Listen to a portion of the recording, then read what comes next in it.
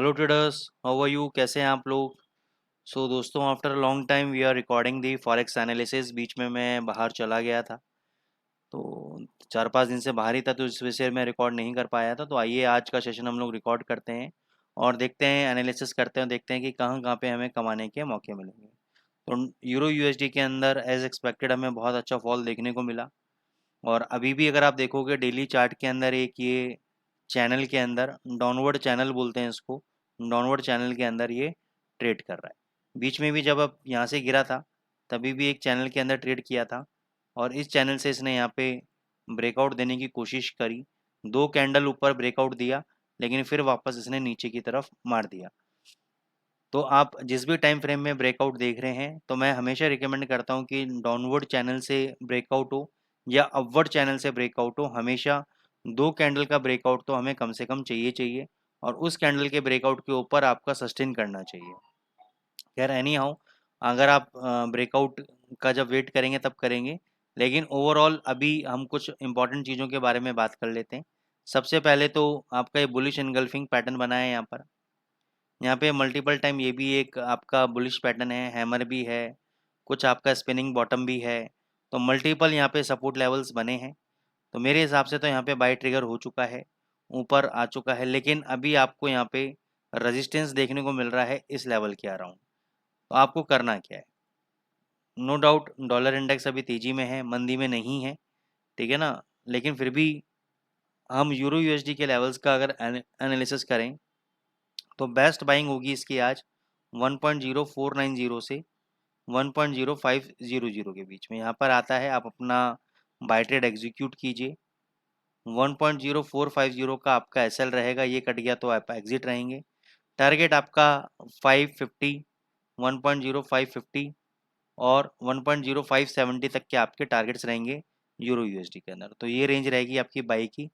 Stop loss भी आपका intact रहेगा और टारगेट भी मैंने आपको बता दिए हैं, ठीक है। अब हम चलते हैं जीबीपी यूएसडी की तरफ। सेम सिनेरियो आपका जीबीपी यूएसडी के अंदर बना है। बहुत बढ़िया बुलिश एनगल्फिंग कैंडल बनी है। इसके रिगार्डिंग हम लोग कहाँ पे एंट्री लेंगे, उसके लिए हम फिबोनाची रिट्रेसमेंट का यूज़ करेंगे।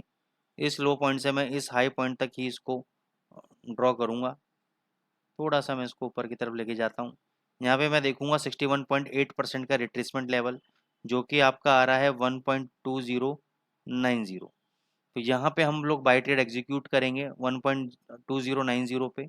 स्टॉप लॉस लगाएंगे, यहाँ पे जो लो है 1.2037 का लो है, लेकिन मैं यहाँ पे स्टॉप लॉस लूँगा 2030 का। अगर 2030 का लेवल ब्रेक हो गया तो एग्जिट, नहीं तो ये यहाँ से आपको 2200 तक के लेवल आपको देखने को मिल सकते हैं जीबीपीएसडी के अंदर। तो एंट्री केवल हम 2090 के आसपास करेंगे। स्टॉप लॉस 2030 का, टारगेट 2200 का। ऐसे ही बहुत पहले अगर आप लोगों को याद हो, मैंने एयूडी यूएसडी पे एक लेवल आपको बताया था कि हम लॉन्ग टर्म पोजिशनल तो बाय लेके चल रहे हैं, ठीक है ना, और हम एक लॉट बाय करेंगे 0.6290 पे। अगर आप लोगों को याद हो तो ये कहानी, ये मैंने आपको बहुत पहले अपनी वीडियोस में बताया था, पुराने वीडियो जाके देख सकते हैं। तो दोस्तों, जो लेवल हम बताते हैं वो ऐसे नहीं बता देते, वो लेवल ज़रूर आते हैं। ये देखो, ये आपका 6290 का लेवल था, और इसी के आसपास देखो सस्टेन करा, तो हमारा बाय ट्रेड एग्जीक्यूट हुआ। हालांकि कल हमने 0.6324 के आसपास बाय करा, प्रॉफिट बुक कर लिया, ठीक है ना। उसके बाद ऊपर चला गया। अगर आप दोबारा ये नीचे मिलेगा तो आप दोबारा आपको बाय करने का मौका मिलेगा इसके अंदर। अगर आज दोबारा आपको ये 6330 के आसपास मिलता है या 20 के आसपास मिलता है, आप इसको बाय करें, ठीक है। लॉन्ग पोजीशन होल्ड करें। इंट्राडे जो खेलने वाले लोग हैं उनका स्टॉप लॉस 6280 का रहेगा। जो लॉन्ग पोजीशन खेलने वाले लोग हैं उनका फाइनल स्टॉप लॉस 0.6170 का रहेगा क्लोजिंग बेसिस पे। इसके नीचे बंद तो एग्जिट, नहीं तो यहाँ से आपको ये बहुत अच्छा 6500 तक तो पहला टारगेट है ही, उसके बाद 6600 तक भी आपको ऊपर दिखा सकता है। गोल्ड पे हम लोग आ जाते हैं। गोल्ड 1830 का लेवल बताया था, वो अचीव हो गया। अब ये 1830 के नीचे बार बार सस्टेन कर रहा है। इमीडिएट बेसिस पे जो सपोर्ट लेवल है मैं आपको बता देता हूँ। इमीडिएट बेसिस पे सपोर्ट लेवल है 1815 का। ये लेवल टूटा तो ये 1800 पे जाके रुकेगा। 1800 के अगर आसपास आ जाता है, मैं पोजिशनल ट्रेड बता रहा हूँ आपको, अगर ये गोल्ड 1800 के आसपास आ जाता है तो आपको बाय ट्रेड एग्जीक्यूट करना है। फाइनल स्टॉप लॉस रखना है 1790 का क्लोजिंग बेसिस पे। इसके नीचे बंद तो एग्जिट। अगर 10 पॉइंट का आप यहाँ पे स्टॉप लॉस ले रहे हो, तो 20 पॉइंट का आप टारगेट लोगे कम से कम 1820 का। ये एक शॉर्ट टर्म ट्रेड है, ठीक है ना। 1820 1830 तक का भी आप टारगेट लेके चल सकते हो। अभी इमीडिएट बेसिस पे 1835 से लेकर 1840 के बीच में रेजिस्टेंस है। तो इस बीच में अगर आता है तो आप गोल्ड को कहीं ना कहीं शॉर्ट मार सकते हो, क्योंकि एक फेक ब्रेकआउट देने की कोशिश करेगा ऊपर की तरफ, और हो सकता है वहां से नीचे आ जाए। ठीक है ना। लेकिन अगर 1835-40 के बीच में अगर आप सेल करते हो तो फाइनल स्टॉप लॉस आपका 1850 का है। इसके ऊपर क्लोज हो गया तो एग्जिट कर जाना। लंबा नहीं वेट करना, 1870 तक वेट कर रहे हो, उससे तक वेट कर रहे हो, गलती मत करना, निकल जाना, लॉस बुक कर लेना, ज़्यादा बेटर है। क्योंकि अब समय जो है बाइंग का है, सेलिंग का नहीं है। सेलिंग ये ज़्यादा से ज़्यादा 1790 1770 तक जा सकता है, 14 अक्टूबर तक। और उसके बाद ये भगना चालू होगा, क्योंकि 14 अक्टूबर को आपके कनागा शराध खत्म हो रहे हैं। तो उसके बाद दिवाली से पहले पहले मेरे हिसाब से रैली पकड़ना चाहिए एक बार।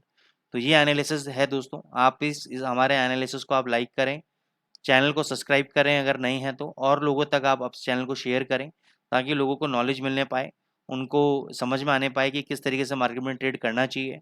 हमारा मेंटरशिप प्रोग्राम ऑलरेडी चल रहा है, तो जो भी लोग एनरोल होना चाहते हैं वो एनरोल हो सकते हैं। वो उसकी कुछ कंडीशंस हैं, तो डिस्क्रिप्शन बॉक्स में मेरा नंबर दिया हुआ है, आप उस पर कॉल करके मेरे से इसकी कंडीशंस को समझ सकते हैं। Thank you so much.